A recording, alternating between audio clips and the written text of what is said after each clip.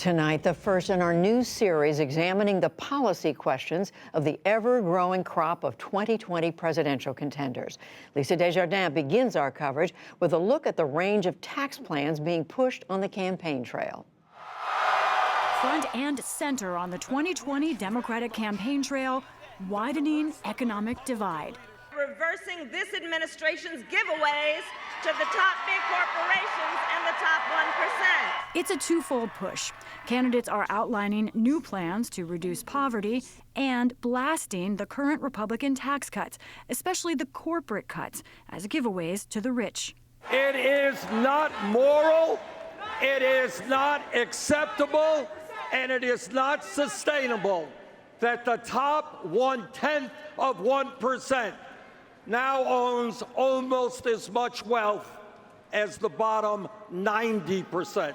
Vermont Senator Bernie Sanders, newly announced as a presidential candidate, sparked this latest drive in his 2016 run. He wants to provide universal health care as well as free preschool and free tuition at public colleges. He'd raise money for that by raising estate taxes on any inheritance over $3.5 million, with a top tax rate of 77% at $1 billion. We can't afford just to tinker around the edges, a tax credit here, a regulation there. Our fight is for big structural change. Massachusetts Senator Elizabeth Warren would transform the cost of childcare. She'd make it free for low-income families and cap it at much lower than current costs for most everyone else.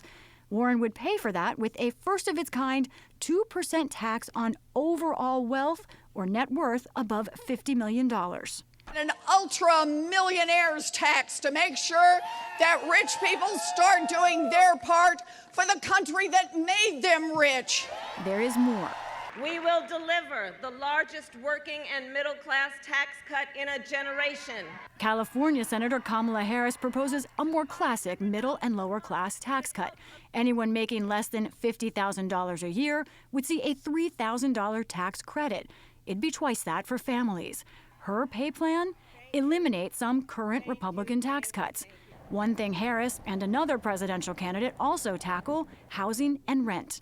We need a lot of change, from our tax laws, making them more fair, to ending things like carried interest. New Jersey Senator Cory Booker's plan would give a tax credit to those whose income goes disproportionately to rent. He'd also provide a $1,000 savings bond to each child every year until they turn 18. Booker would raise the current estate tax. I can support folks at the top paying their fair share. Julian Castro, the former Housing and Urban Development Secretary under President Obama, has backed an idea by New York Congresswoman Alexandria Ocasio-Cortez to return to pre-1980s individual tax rates with incomes over $10 million taxed at 60 to 70%. That tax is now capped at 37%. New York Senator Kirsten Gillibrand's campaign also says she's interested in pursuing higher taxes on the rich. It is time, America. Meanwhile, centrist Minnesota Senator Amy Klobuchar takes a different approach. She would close what she sees as tax loopholes for the rich, but otherwise believes her fellow Democrats are going too far. I am not for free four-year college for all, no. If I was a magic genie and could give that to everyone and we could afford it, I would. In a crowded field of Democratic candidates, a rigorous and broad debate over wealth. For more, we turn to Philip Bump of The Washington Post. And Philip, let me just start right away with, why do you think all of these plans are happening now? Well, I mean, we're talking about a Democratic electorate which over the course of the past 2 decades, and even over the course of the last 5 years or so, has grown increasingly liberal. This is an electorate that will be voting in the Democratic primaries, which wants to see bold talk on things like raising taxes for the wealthiest Americans. This is a very different electorate than went to the polls in 1992 and brought Bill Clinton to the White House, and who then sort of took a middle of the road strategy towards governance. This is not what Democrats now want to see, and the Democrats who've jumped into the race already are very cognizant of that. This is a broad spectrum of ideas, all dealing with wealth, some with rentals and housing, some with childcare, others with education. How do you group these plans in a way to try and conceptualize the important differences here? Well, I think that there are a series of plans which really put a focus on where the revenue is generated from, right? So we see things like Senator Bernie Sanders' proposals around the estate tax. We see Senator Elizabeth Warren's proposal on taxing income. We see these various proposals that are focused on where the revenue comes from. And then we see a lot of proposals as well, including some from Sanders and Warren, which focus on what the benefits would be that result from that revenue increase. We see people like Senator Kamala Harris, who put an emphasis on what the programs are first and then talk a little bit about where some of the additional revenue would come from after the fact. So it really is sort of a bi-directional strategy. And I think that the thing that we're not used to seeing, we're very used to seeing proposed programs. We're very used to seeing proposed tax cuts for the middle class, such as Harris has put forward. What we're less used to seeing in presidential politics is really bold and aggressive talk about taxing the richest Americans at a higher rate. That, I think, is unusual, and I think that's new to this primary season to some extent, too. Right, and what do we know about the appeal of that to the American voter? I mean, Americans broadly would like to see rich people pay more in taxes, right? I mean, this is something that Gallup has been polling on for decades, and consistently people think the richest Americans don't pay their fair share of taxes.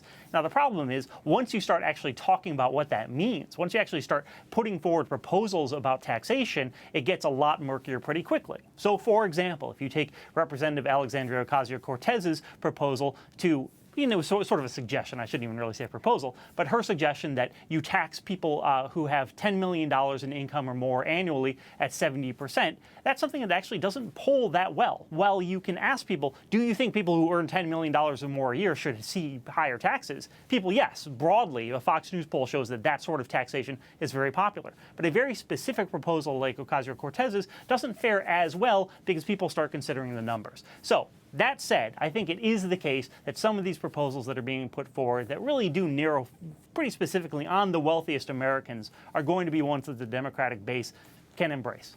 Philip, a big question with just a little bit of time left. It's been sort of a rule of American politics for decades that you don't propose a tax increase. Whether or not these candidates are successful in becoming president, is that rule potentially up for changing? Do we see sort of a sea change here in atmosphere? Yeah, I mean, I think it may be in part because the Republicans, after years of talking about slashing taxes, were actually able to do so in 2017. So Americans have seen that sort of proposal go into effect in a way that is fairly novel in recent years, and they've seen what the effects of that have been. We've seen, for example, revenue from corporations drop pretty substantially between 2017 and 2018. Those are the sorts of things that Americans can now look at and say, okay, these are we know what that change looks like. That may make them more open to other changes in tax code. And again, I can't reinforce this enough. In the abstract, Americans really like the idea of rich Americans paying more in taxes. It's just whether or not a candidate can find that sweet spot of a particular policy proposal that appeals both to Democrats in the primary and Americans more generally during the general election. In about a year or so, we should find out. Philip Bump, thank you very much.